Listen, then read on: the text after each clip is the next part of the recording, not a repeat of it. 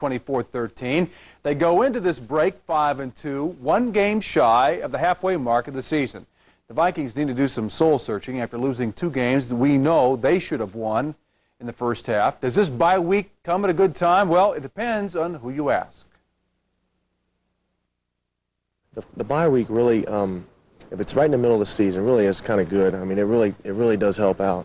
Whether it's after a win, I mean, you'd rather want it after a win, but right now I'll take it and get mentally and physically back on track and hopefully get some of these players healed up too.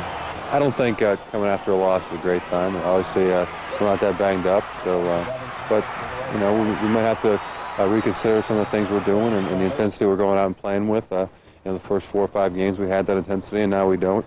So maybe it's a good time as far as reflecting on intensity, but health-wise, we could stand and play a few more games.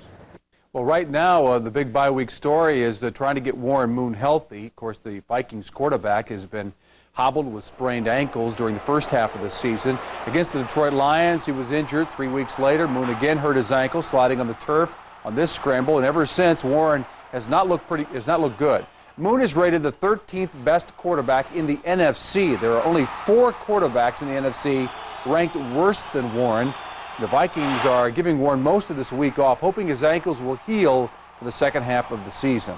The Vikings have had troubles putting points on the board all season long. Moon's sore ankles certainly haven't helped matters. Reasons for not scoring touchdowns have varied from week to week. One week it's dumb penalties at crucial times. The next it's drop passes, just poor execution. Whatever the reason, it's a problem that needs to be fixed.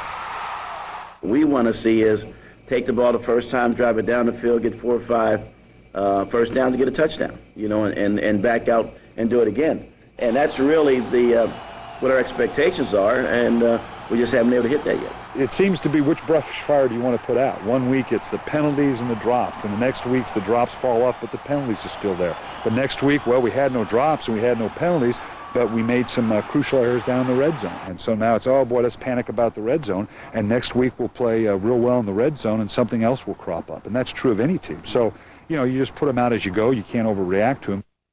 Well, next up for the Vikings, they have to face the struggling Chicago Bears on Monday Night Football in about a week. The Bears have had their own share of problems, starting with their quarterback, Eric Kramer, out for the season with a herniated disc in his neck. That means that journeyman Dave Craig is the starter. Craig has done a decent job filling in for Kramer, but the Bears have had their share of losses. Last week, the Bears got beat at New Orleans on a game-winning field goal by Doug Bryan right here late in the game.